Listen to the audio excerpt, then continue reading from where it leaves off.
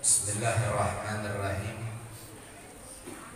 Assalamualaikum warahmatullahi wabarakatuh. Waalaikumsalam warahmatullahi wabarakatuh. Alhamdulillah. Alhamdulillahilladzi yaqdhifu idza syaa fi qulubil muridin law atal iradah wa yuj'izuhum ila suluki sabilis sa'adah allati hiya al-iman wal ibadah wa mahmuhu kullu rashmin wa adah wa nusalli wa nusallim ala sayyidina Muhammad sayyidi ahli siyadah wa ala alihi wa ashabihi sadatil qadah amma ba'd. Rabbi syrah li sadri wa yassir li amri wa hlul 'uqdatam min lisani yafqahu qawli. Hadirin hadirat yang dirahmati oleh Allah Subhanahu wa taala. Salam penghormatan kami sampaikan kepada segenap para habaib wa syara'ib, para keturunan baginda Rasul Muhammad sallallahu alaihi wasallam. Begitu pula kami sampaikan salam penghormatan kepada segenap para alim ulama, para guru-guru agama yang berhadir di tengah-tengah kita. Guru Khairullah, begitu pula Guru Zainal, Guru Deni, Guru Jamal, Guru Hanafi, Guru Zainal Arifin, dan guru-guru yang lainnya yang mohon maaf kami ucapkan, yang insya Allah pula tidak mengulangi rasa hormat dan ta'zim kami. Dan kita doakan para guru-guru kita ini adalah mereka senantiasa dalam keberkahan, senantiasa dalam kesehatan, senantiasa dalam keafiatan, dan mudah-mudahan mereka guru-guru kita Allah berikan istiqamah sehingganya mereka mengajak mendidik kita dalam ketaatan serta ketakwaan. Salam penghormatan pula kami sampaikan kepada para tokoh masyarakat, para tatuha kampung, para sesepuh kampung, wabil khusus pelaksana tugas Kepala Desa Pandansari, begitu pula seluruh staf dan jajaran beliau, pun halnya kepada para calon-calon Kepala Desa Pandansari, para putra-putra terbaik Pandansari. Kita doakan siapapun nanti yang terpilih, siapapun nanti yang duduk adalah insya Allah yang memiliki niat yang paling baik dan yang paling insya Allah amanah. Dan mudah-mudahan yang tidak terpilih pun Allah berikan kesabaran. Dan mudah-mudahan malam hari ini semuanya kumpul para calon kita, insya Allah nanti walaupun setelah selesai pemilihan kita lihat seperti ini pula rukun lah. Amin ya rabbal alamin. Alhamdulillah. Alhamdulillah, segala puji dan syukur kehadirat Allah Subhanahu wa taala, Zat yang maha luhur. Dengan keluhurannya Allah Subhanahu wa taala malam hari ini, dengan keluhurannya Allah Subhanahu wa taala menjadikan kita hadir di masjid yang mulia ini, di perkumpulan maulid yang penuh kemuliaan ini. Allah catat kita semua, Allah jadikan takdir kita semua adalah catatan dan takdir yang penuh kemuliaan karena sebab bersandar kepada Nabi yang paling mulia, Nabiuna wa Habibuna Muhammad sallallahu alaihi wasallam. Mudah-mudahan kita berharap hadirnya kita di tempat ini Duduknya kita di tempat ini yang datang dari rumah kita karena sebab rahmat Allah, dan tidaklah kita pulang dari tempat ini kecuali membawa ampunan Allah Subhanahu wa taala. Salawat dan salam mudah-mudahan selalu mengalir indah dari lisan-lisan para pecinta baginda Rasul Muhammad, dari lisan-lisan para perindu baginda Rasul Muhammad. Mudah-mudahan itu kita semua. Sallu ala Nabi Muhammad. Dalam riwayat disebutkan ketika Nabi kita Muhammad sallallahu alaihi wasallam berada di langit bersama Sayyidina Jibril alaihi salam. Ketika di langit bersama Jibril, baginda Rasul sallallahu alaihi wasallam melihat sesosok malaikat, yang mana malaikat tersebut memiliki 1000 tangan, yang mana setiap tangan memiliki 1000 jari, yang mana setiap jarinya pun memiliki 1000 ruas. Ini ruas lah namanya lah. Rasulullah sallallahu alaihi wasallam bertanya kepada Jibril, "Ya Jibril, siapa malaikat ini?" Lalu malaikat tersebut menyuruh baginda Rasul untuk bertanya langsung. Apa hikmahnya? Tentu ketika Nabi sallallahu alaihi wasallam berbicara dengan malaikat yang dimaksud, ada kebahagiaan yang didapatkan oleh malaikat tersebut. Dapat berbincang, dapat berbicara dengan Sayyidil Anbiya wal Mursalin. Inilah pula yang menjadi dasar akhlak kita. Apabila ada ulama datang ke tempat kita, apabila ada habaib datang ke tempat kita, mereka akan bertanya kepada anak kita, jangan kita yang jawab. Ketika mereka berbicara dengan anak kita ataupun orang-orang muda, itu maksud mereka ingin membuat hubungan, memiliki kenangan. Artinya si anak pernah berbicara dengan orang mulia, sehingga ia ingin pula menjadi seperti orang tersebut. Sebagaimana pula yang diceritakan di dalam mimpi Abul Hasan Asy-Syadzili. Di dalam kitab disebutkan Abul Hasan Asy-Syadzili, beliau bermimpi melihat Nabi sallallahu alaihi wasallam. Ketika beliau bermimpi melihat Nabi Muhammad sallallahu alaihi wasallam duduk di suatu tempat, di sebuah singgasana yang mana beliau dikelilingi oleh para anbiya, dikelilingi oleh para nabi-nabi. Nabi Allah Nuh ada di sana, Nabi Allah Musa ada di sana, dikelilingi oleh para anbiya. Lalu Nabi Allah Musa berkata kepada Nabi kita Muhammad sallallahu alaihi wasallam, "Ya Muhammad, bukankah engkau mengatakan ulama ummati ka-anbiya Bani Israil? Bukankah engkau mengatakan ya Muhammad, ulamamu dari umatmu yang ulama itu setara dengan anbiya atau nabi Bani Israil? Kalau begitu bisa engkau buktikan ya Muhammad." Maka baginda Rasul sallallahu alaihi wasallam memanggil salah satu ulama daripada umatnya. Maka yang muncul adalah Al-Imam Hujjatul Islam Abu Hamid Muhammad bin Muhammad Al-Ghazali. Maka berdirilah Al-Imam Ghazali. Kata Nabi Allah Musa alaihi salam, "Aku ingin bertanya satu pertanyaan, tolong engkau jawab." Nabi Allah Musa memuji ulama daripada umat Nabi Muhammad sallallahu alaihi wasallam.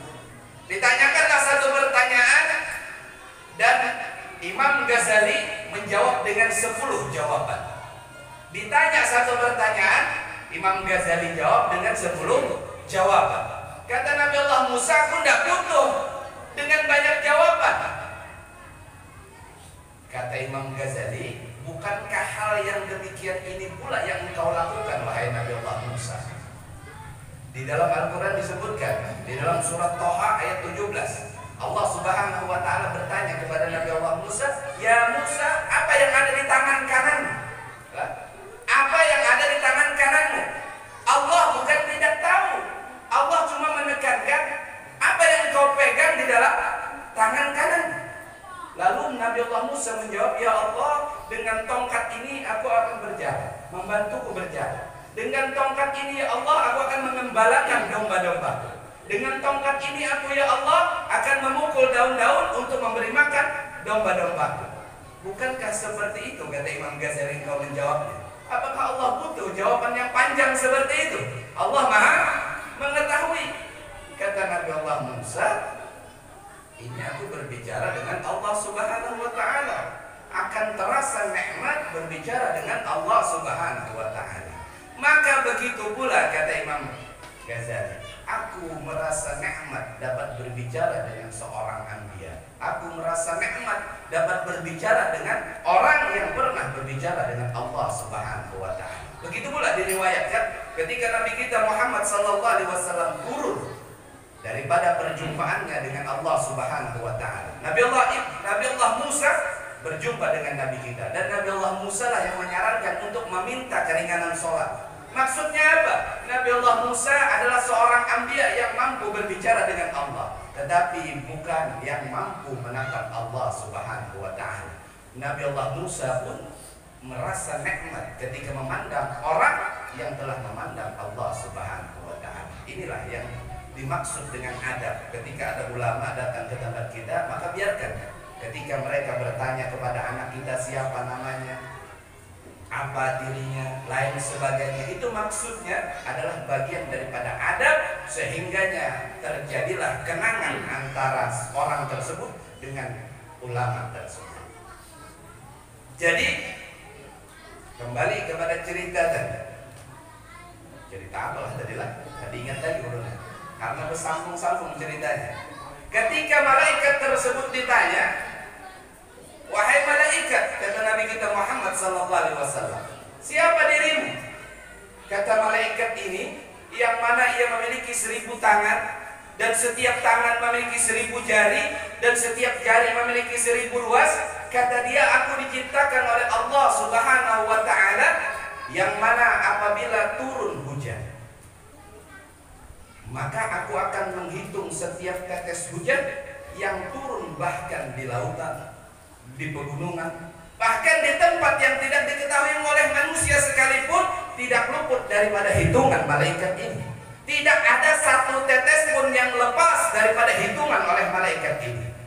Namun ya Muhammad, kata malaikat ini, namun ya Rasulullah, ada satu hal yang tidak mampu aku hitung.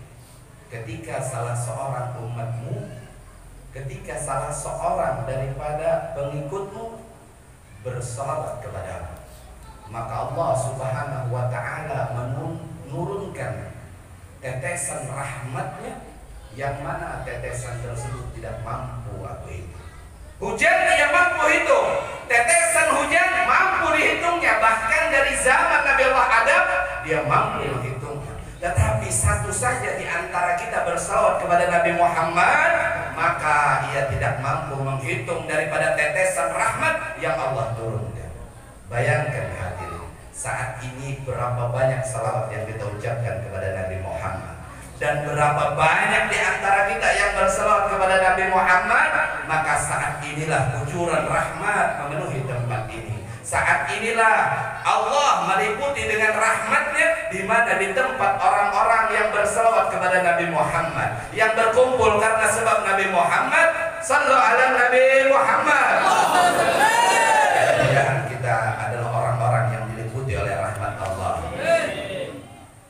Begitu pula salawat dan salam kepada keluarga baginda Rasul sallallahu alaihi wasallam dan para sahabat-sahabatnya sekalian.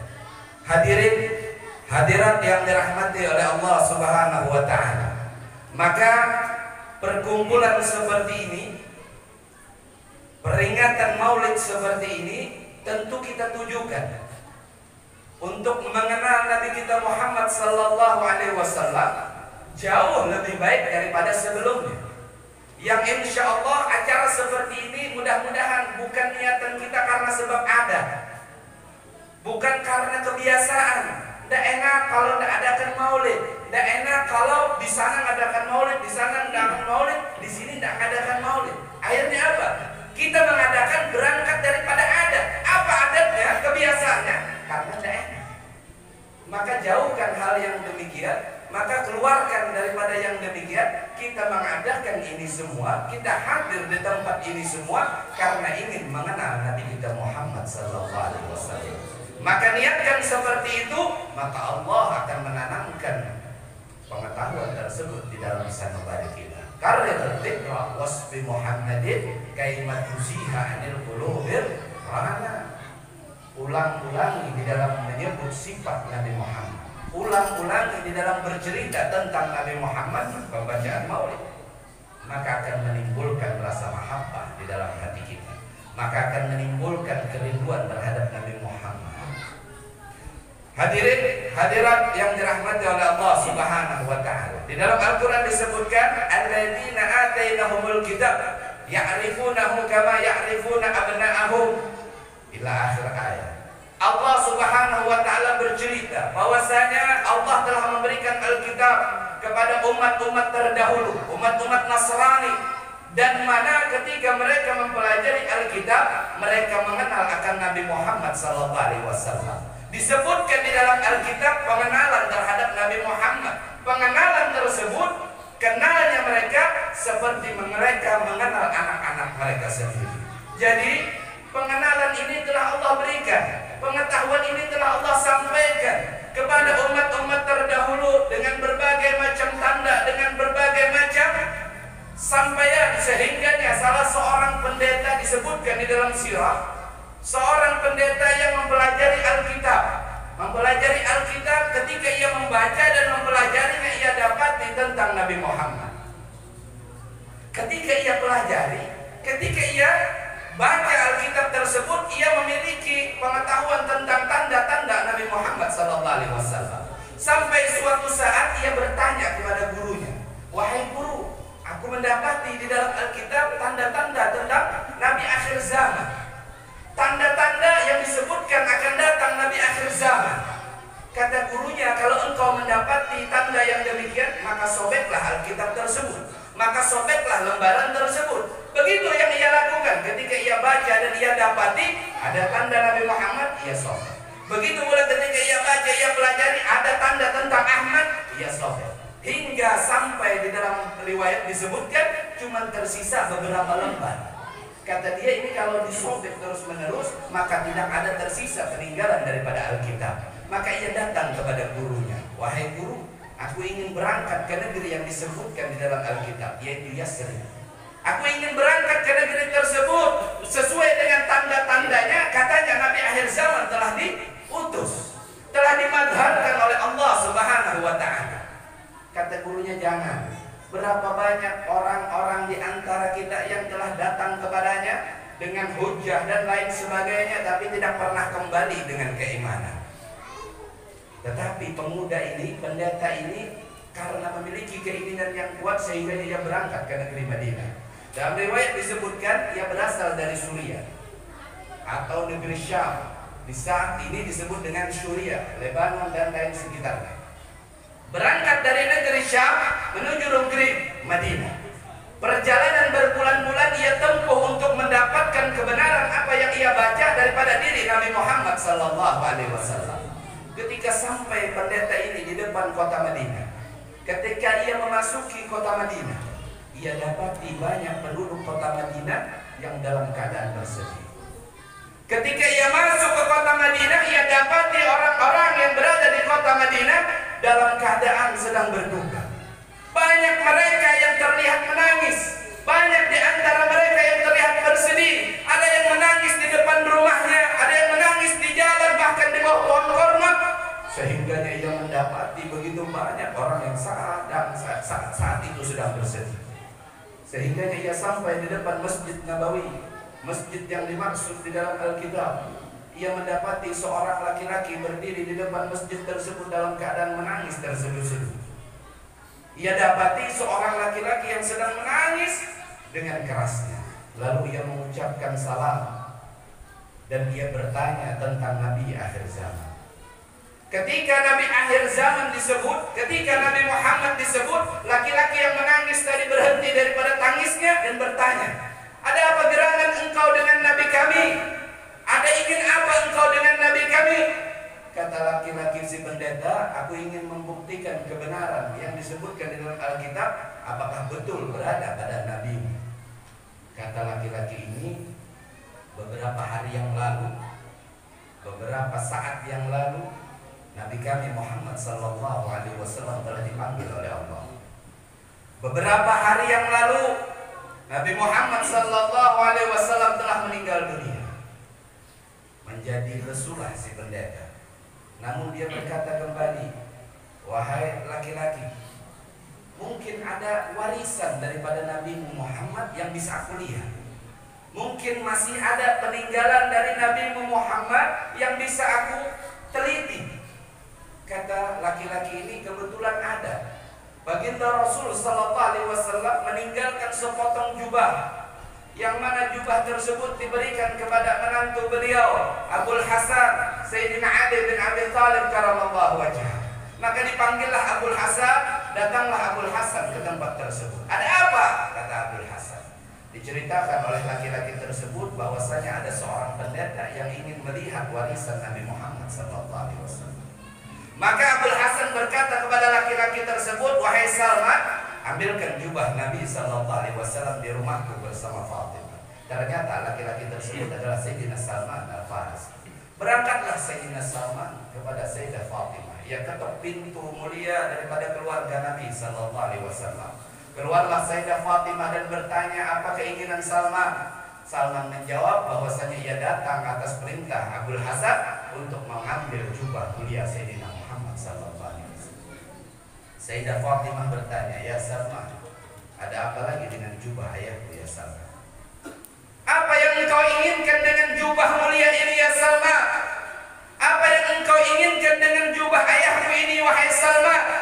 Bukankah Salman, ketika kita melihat jubah ini Salman, bukankah ketika kita memandang jubah ini Salman, kita teringat akan Nabi Muhammad sallallahu alaihi wasallam? Bagaimana beliau berjalan di kota Madinah dengan jubah ini? Bagaimana beliau menjadi imam dengan jubah ini? Bagaimana beliau berkhutbah dengan jubah ini ya Salman? Apakah engkau tidak mendapatkan kesedihan ketika melihat jubah ini ya Salman? Yang saat itu pun Salman menangis ketika melihat jubah Nabi Muhammad sallallahu alaihi wasallam. Dibawalah jubah tersebut. Demi Allah, tidak ada satu manusia pun yang ketika dilewati oleh jubah Nabi Muhammad sallallahu alaihi wasallam, padahal rumah Sayyidah Fatimah dengan Masjid Nabawi tidak terlampau jauh jaraknya, tetapi setiap siapapun yang melihat, setiap siapapun yang berpapasan, setiap siapapun yang melihat jubah tersebut keluar dari rumah Sayyidah Fatimah menuju Masjid Nabawi, melainkan mereka semua menangis melihat jubah tersebut. Mereka mencium bau kenabian, mereka melihat dan kenangan akan kenabian Nabi Muhammad, karena yang mereka bayangkan bukan jubahnya, tetapi si pemilik jubah tersebut, Nabi Muhammad sallallahu alaihi wasallam. Hingga sampai jubah tersebut di tangan Abul Hasan, Sayyidina Ali bin Abi Thalib menyerahkan kepada pendeta tersebut yang meminta izin untuk memegang jubah Nabi Muhammad sallallahu alaihi wasallam. Ketika jubah Nabi Muhammad sallallahu alaihi wasallam berada di tangan laki-laki pendeta tersebut, ia mencium jubah tersebut. Ketika ia mencium jubah tersebut, melelehlah air mata di pipinya. Terlihat pendeta tersebut menangis ketika selesai mencium jubah Nabi Muhammad sallallahu alaihi wasallam. Saat itu pula ia bentangkan jubah Nabi Muhammad sallallahu alaihi wasallam. Ketika ia buka jubah tersebut, maka bertambah deraslah air mata dan ia berkata, sungguh menyesal, aku sungguh sangat menyesal terlambat datang ke negeri ini. Lalu ia bercerita kepada Sayyidina Ali bin Abi Thalib karamallahu wajhah, ketahuilah, di dalam Alkitab aku mendapatkan kabar bahwasanya setiap pakaian yang dipakai oleh Nabi, maka di pakaian tersebut akan tetap melekat bau harum kenabian. Ketika aku dapati jubah ini dan aku cium, aku dapati bau harum kenabian di dalam jubah tersebut. Dan ketika aku bentangkan jubah tersebut, kata pendeta, aku dapati pula di dalam Alkitab bahwasanya di jubah seorang nabi akhir zaman memiliki 13 tambalan. Ketika aku bentangkan, aku hitung satu persatu dan betul ada 13 tambalan di dalam jubah Nabi Muhammad sallallahu alaihi wasallam. Menandakan kebenaran yang disebutkan di dalam Alkitab. Itulah yang membuat aku menangis, itulah yang membuat aku menyesal. Kenapa aku baru sekarang datang ke tempat ini untuk membenarkan, membuktikan kebenaran Nabi Muhammad sallallahu alaihi wasallam. Maka saksikanlah. Saat itu pula ia berkata, asyhadu an la ilaha illallah wa asyhadu anna Muhammadar Rasulullah. Ini namanya pengenalan, pengetahuan. Ini namanya orang yang telah mengetahui tentang tentang nabinya Muhammad. Ini orang Nasrani hadir. Ini bukan orang Muslim hadir. Ini seorang Nasrani, seorang pendeta, bukanlah ia seorang pengikut Nabi Muhammad sallallahu alaihi wasallam. Sebaik itu pengenalannya terhadap Nabi Muhammad sallallahu alaihi wasallam. Bandingkan dengan kita hadirin. Bandingkan dengan kita semua hadirin. Kita yang mengaku pecinta Nabi Muhammad, kita yang mengaku pengikut Nabi Muhammad, kita yang mengaku berikrar atas namanya, kita yang mengaku membutuhkan syafaatnya. Bagaimana pengenalan kita terhadap Nabi Muhammad? Bagaimana pengenalan kita terhadap baginda Rasul Muhammad? Demi Allah, setiap orang yang betul-betul mengenal Nabi Muhammad, pasti mereka akan cinta terhadap Nabi Muhammad. Tidak mungkin terjadi orang-orang di sana, orang-orang jauh di sana, mereka sampai menghina Nabi Muhammad. Karena ada beberapa kasus kejadian, ada orang yang menghina Nabi Muhammad sallallahu alaihi wasallam. Mereka mencaci Nabi Muhammad sallallahu alaihi wasallam. Itu terjadi karena mereka tidak mengenal akan Nabi kita Muhammad. Karena yang mereka kenal itu kita semua. Yang mereka lihat akhlaknya itu kita. Yang mereka lihat ajarannya itu kita. Yang mereka baca kita. Mereka tidak baca sirah, mereka tidak baca hadis, mereka tidak baca Al-Quran. Yang mereka baca itu umat baginda Rasul saat ini. Ketika kita jauh dari baginda Nabi Muhammad SAW, ketika kita jauh daripada akhlak Nabi Muhammad SAW, maka itulah yang nampak pada mereka. Sehingganya mereka berani berbuat lancang mencaci Nabi Muhammad. Kenapa? Karena umat Nabi Muhammad saat ini jauh daripada sifat Nabi Muhammad SAW. Jadi jangan heran, itulah yang terjadi. Kurangnya pengenalan kita terhadap Nabi Muhammad, kurangnya pengetahuan kita terhadap baginda Rasul Muhammad, inilah yang membuat kita semakin jauh daripada syariat beliau. Kalau kita jarang hadir di tempat-tempat seperti ini, apalagi di majelis-majelis yang diceritakan tentang Nabi Muhammad, bukan tidak mungkin kita akan semakin jauh daripada ajaran baginda Rasul. Acara seperti ini adalah bagian daripada semangat. Acara seperti ini adalah bagian daripada untuk semangat kita. Tidak mungkinlah di acara seperti ini kita bisa menjelaskan panjang lebar tentang Nabi Muhammad. Tetapi melalui acara ini kita ingin memiliki semangat untuk lebih mengenal Nabi Muhammad SAW. Di mana tempatnya? Tentu bukan di pos ronda, tentu bukan di warung kopi. Di mana? Di majelis-majelis pasti diceritakan Nabi Muhammad. Kalau yang jarang terlihat di tempat tersebut, di majelis, acara maulid, majelis zikir. Kalau kita tidak terlihat di sana, kemungkinan besar kita akan jauh daripada ajaran baginda Rasul sallallahu alaihi wasallam. Ada kisah. Ada orang ini kadang 7 majelis. Kira-kira di sini kadang 7 majelis lah. Ya kalau nyata 7 pasti hadir di sini ya. Ada orang ada 7 majelis, bukan benci, bukan. Memang tidak suka hadir majelis, saking sibuknya. Kerjanya itu menghasilkan penghasilan 2M.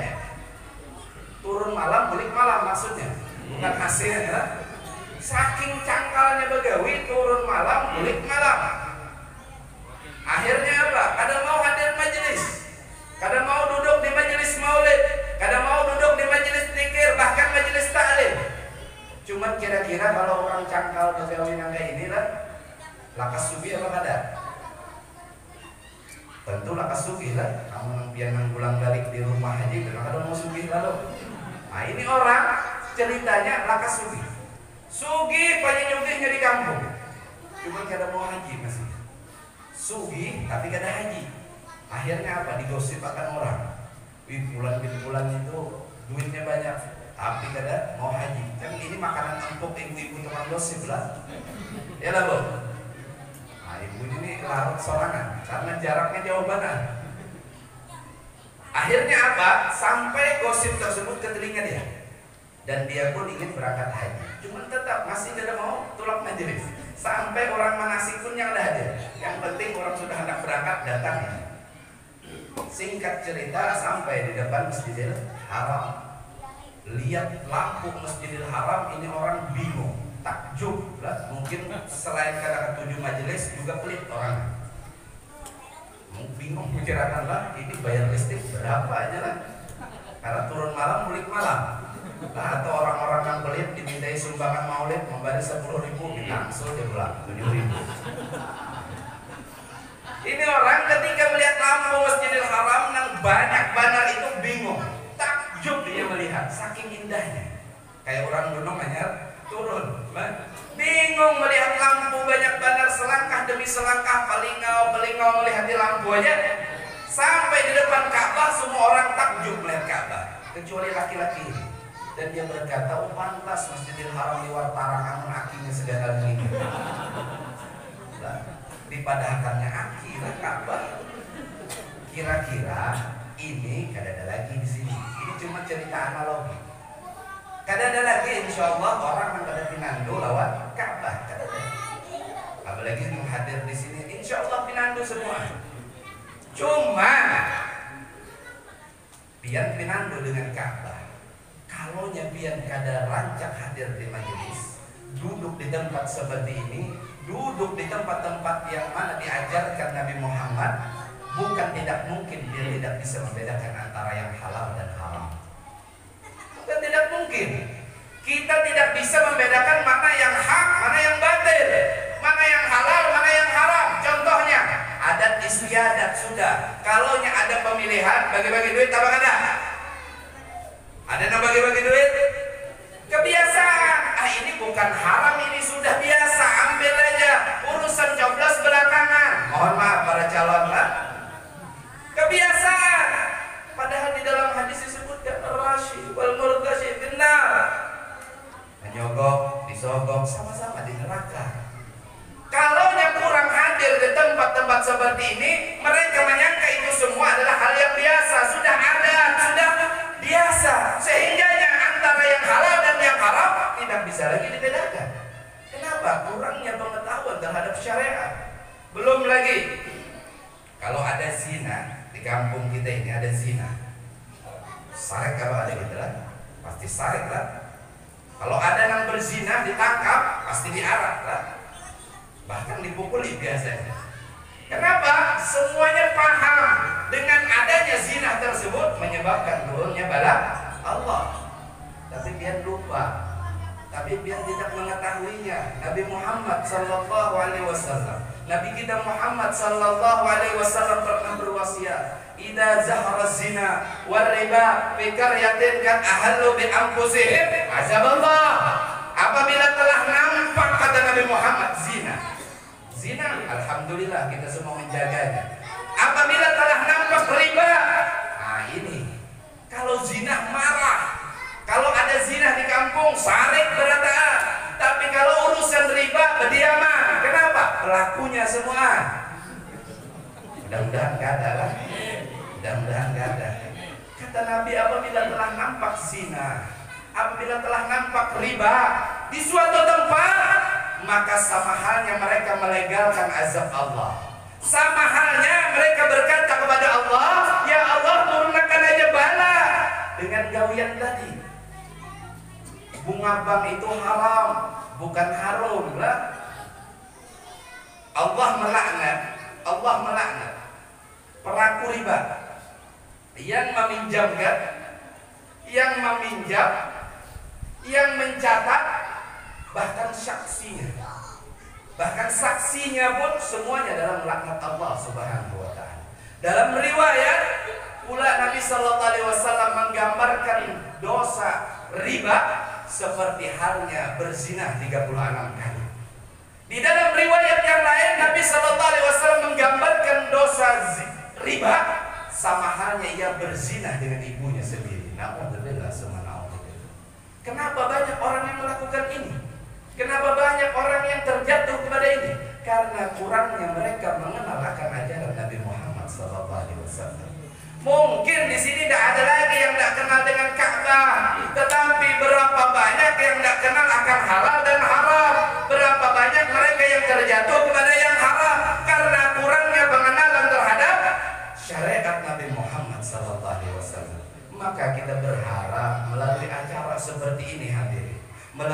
perkumpulan seperti ini hadirin, Allah tanamkan semangat di dalam sanubari kita. Allah tanamkan keinginan untuk lebih mengenal Nabi Muhammad SAW, untuk lebih mengenal apa yang dibawa oleh Nabi Muhammad SAW.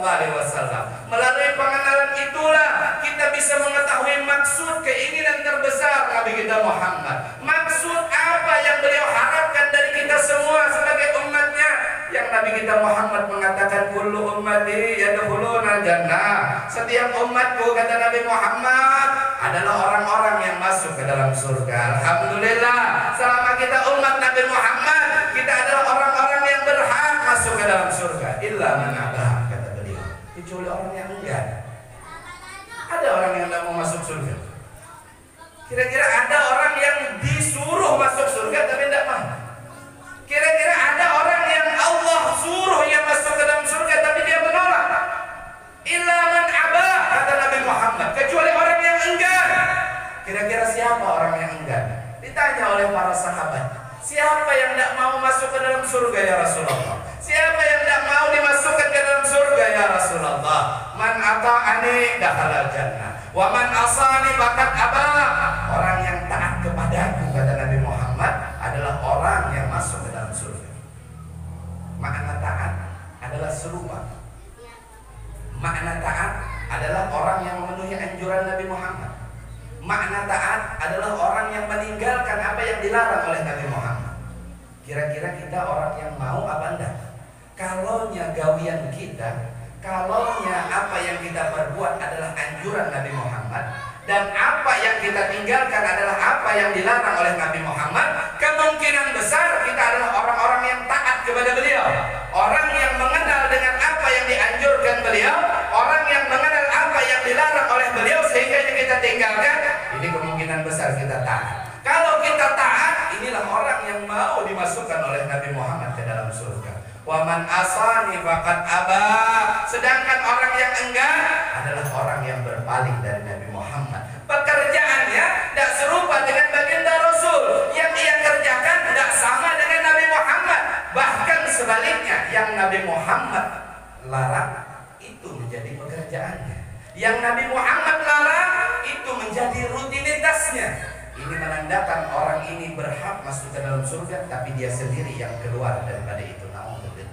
Dalam riwayat Sayyidah Asma binti Abu Bakar radhiyallahu anha menyebutkan, Nabi Muhammad, kata Sayyidah Asma, pernah bercerita bahwasanya ketika orang-orang ingin meminum daripada telaga Al-Kautsar, tandanya orang yang meminum telaga Al-Kautsar, orang yang dimandikan dengan telaga Al-Kautsar adalah mereka yang akan memasuki surganya Allah. Lalu ada sekelompok orang, kata Nabi Muhammad, ingin minum daripada telagaku, yaitu Al-Kautsar. Dan mereka mendekat kepada bibir telaga tersebut, namun mereka dihalau oleh para malaikat.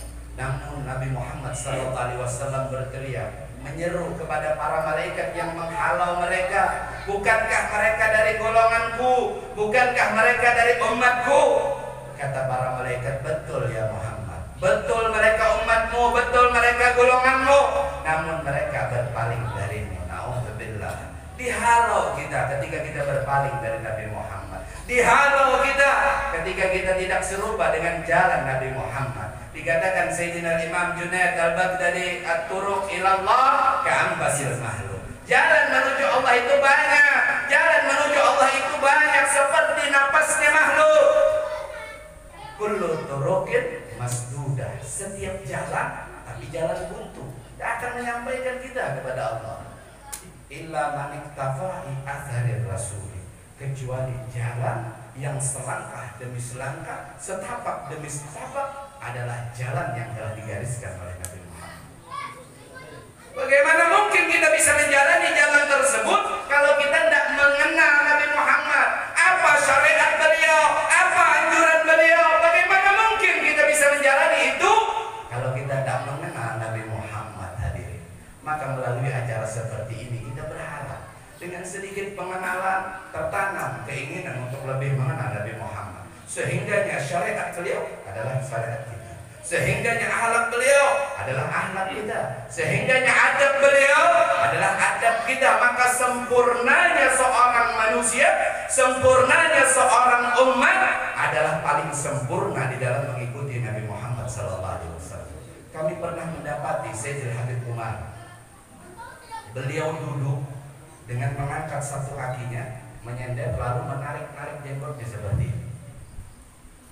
Kita dulu berprasangka buruk bahwasanya Sayyidil Habib Umar ini tidak sesuai sunnah, seperti yang dikatakan bahwa setiap apa yang beliau lakukan itu adalah sesuai dengan sunnah. Tetapi menarik-narik jenggot lalu ke muka, coba lihat jenggot beliau agak ke depan lah.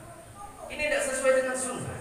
Ternyata kita yang tidak banyak baca riwayat. Ternyata Nabi Muhammad SAW ketika beliau banyak punya pikiran, lagi ada yang dipikirkan, beliau akan duduk seperti itu dan beliau akan menarik-narik jenggotnya. Luar biasa. Inilah para salafun saleh. Bahkan sesuatu yang kecil seperti itu saja mereka serupa dengan Nabi Muhammad SAW. Lihat beliau berjalan, beliau mengikuti daripada tata cara sunnah. Lihat beliau mengangkat tangan, beliau mengikuti hal tersebut daripada sunnah. Karena sesempurnanya seseorang umat adalah mereka memiliki derajat yang tinggi ketika mereka sempurna di dalam mengikuti Nabi Muhammad. Seperti itulah seharusnya tujuan kita. Adanya majelis untuk mengenalkan kita terhadap Nabi Muhammad. Adanya majelis untuk menggiring kita untuk serupa dengan Nabi Muhammad. Sehingganya apa yang didapatkan oleh baginda Rasul itulah yang kelak akan kita dapatkan. Amin ya rabbal alamin. Mudah-mudahan Allah Subhanahu wa taala membukakan pintu hati kepada kita semua, sehingganya Allah Subhanahu wa taala menanamkan hidayah di dalam hati yang hina ini, menanamkan keinginan di dalam hati yang lalai ini, yang mana memiliki keinginan untuk serupa dengan Nabi Muhammad, yang mana memiliki keinginan untuk berjalan di jalan Nabi Muhammad, yang mana memiliki keinginan untuk lebih mengenal Nabi Muhammad. Dengan berkat maulid ini, dengan berkat peringatan ini, dengan berkat perkumpulan ini di masjid yang mulia ini, wahai Zat yang maha mulia, muliakan kami semua ya Allah.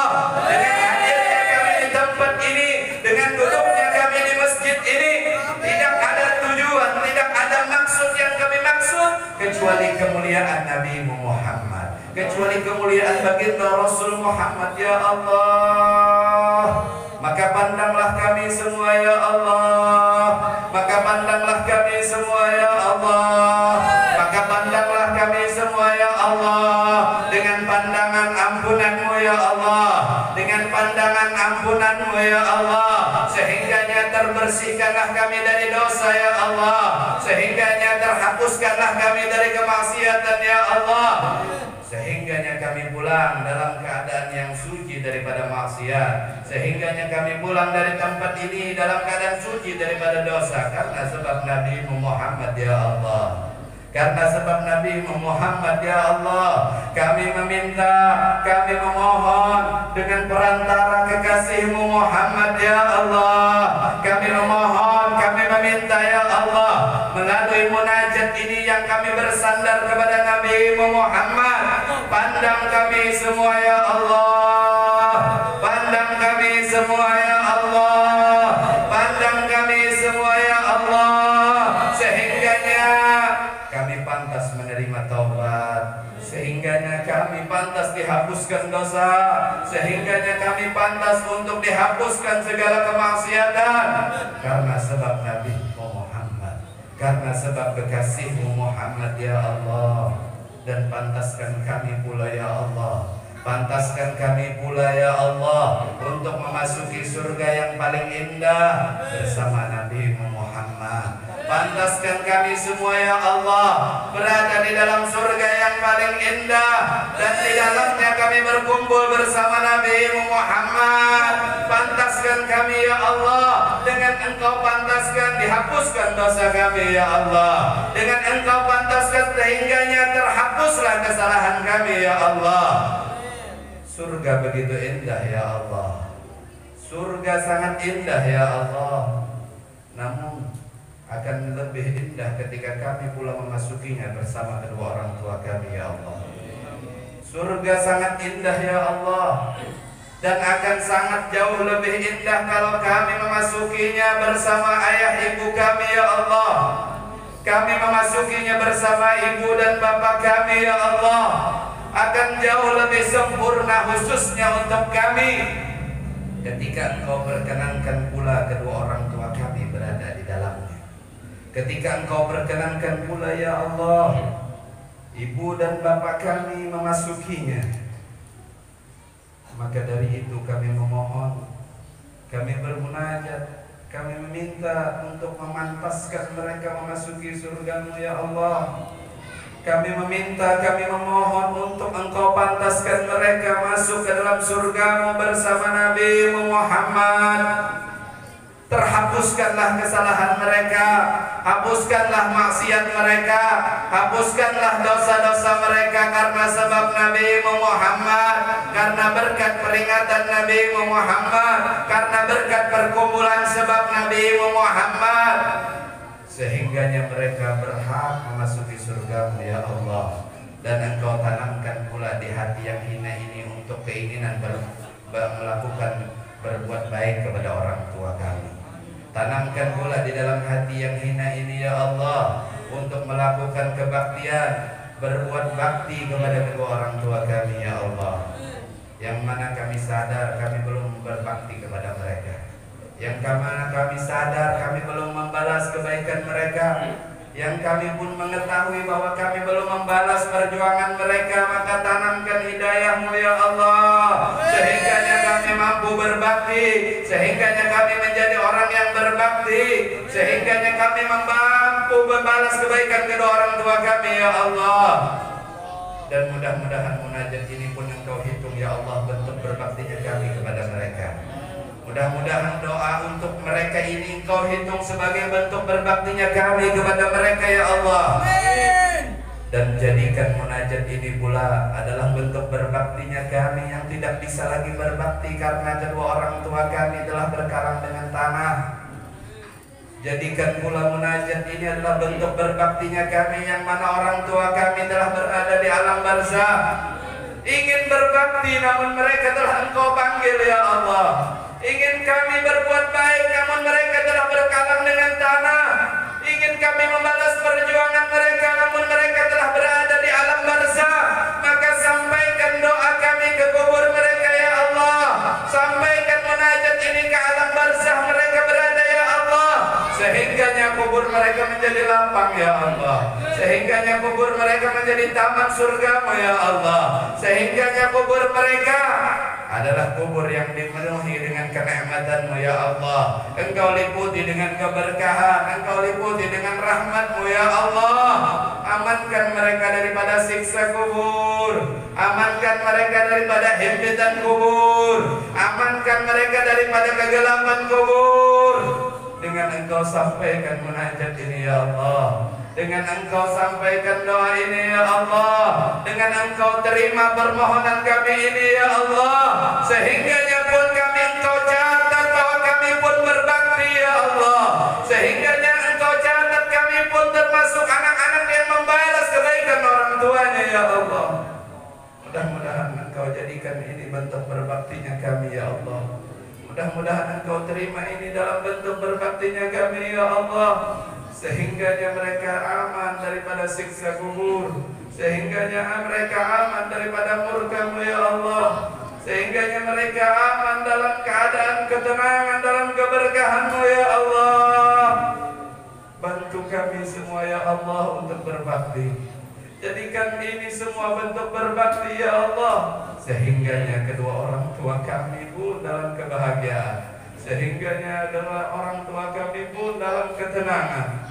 Ya Allah, hitung ini semua ya Allah adalah bentuk kebaktian kami kepada mereka.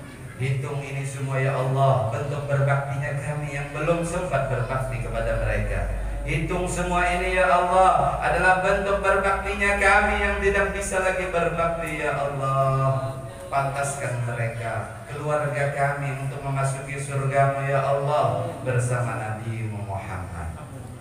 Dan jadikan kami semua yang hadir di tempat ini ya Allah adalah orang-orang yang tersinari akan keberkahan Nabi Muhammad, sehingganya kelak nanti ketika kami menghembuskan nafas yang terakhir, kami mati dalam keadaan iman, mati dalam keadaan Islam, mati dalam keadaan mengucap kalimat la ilaha illallah, mati dalam keadaan bertauhid la ilaha illallah, mati dalam keadaan mengucap kalimat tauhid dan syahadah la ilaha illallah Muhammad Rasulullah, dan mendapat kemuliaan ketika meninggal dunia ditalkin oleh baginda Rasul Muhammad. Ketika meninggal dunia telah ditunggu oleh baginda Rasul Muhammad. Ketika di alam barzah telah ditunggu oleh baginda Rasul Muhammad. Ketika dibangkitkan, kami dibangkitkan, ditunggu oleh baginda Rasul Muhammad. Ketika di padang mahsyar Engkau kumpulkan kami di bawah naungan arasy-Mu bersama Nabi Muhammad. Bahkan ketika di padang mahsyar, ya Allah, perkenankan kami semua yang hadir di tempat ini adalah nama-nama kami, adalah nama-nama yang dipanggil oleh Nabi Muhammad. Nabi Muhammad memanggil fulan bin fulan, nama kami dipanggil olehnya dan kami berjalan bersamanya dalam naungan arasy-Mu, ya Allah. Pantaskan kami semua mendapatkan itu, ya Allah, sehingganya kami ketika di padang mahsyar, ketika meminum telaga Al-Kautsar, kami meminumnya melalui tangan mulia Sayyidina Muhammad. Kami meminumnya melalui tangan mulia Sayyidina Muhammad, dan kami melangkahkan kaki kami ke dalam surga-Mu yang paling indah, dan kami dapati di dalamnya kami berkumpul bersama Nabi Muhammad. Pantaskan kami itu semua, ya Allah. Pantaskan kami mendapatkan itu semua, ya Allah, melalui peringatan yang kecil ini, melalui kebahagiaan yang sedikit ini, melalui kemuliaan yang sedikit ini, ya Allah, yang kami sandarkan melalui Nabi Muhammad, yang kami berikan atas Nabi Muhammad, yang kami berharap melalui Nabi Muhammad. Kabulkan doa kami, ya Allah. Kabulkan permohonan kami, ya Allah. Jangan biarkan kami pulang dari tempat ini membawa kehambaan. Penuhilah kami semua, ya Allah, dengan keterkabulan. Ya akramul akramin, ya arhamar rahimin, ya mujibas sa'ilin. Wa sallallahu ala sayyidina Muhammadin wa alihi wasallam. Walhamdulillahi rabbil alamin. Salah khilaf, banyak-banyak mohon maaf apabila ada salah ucapan ataupun perkataan. Wabillahi taufiq wal hidayah wa radha wal inayah. Wassalamualaikum warahmatullahi wabarakatuh.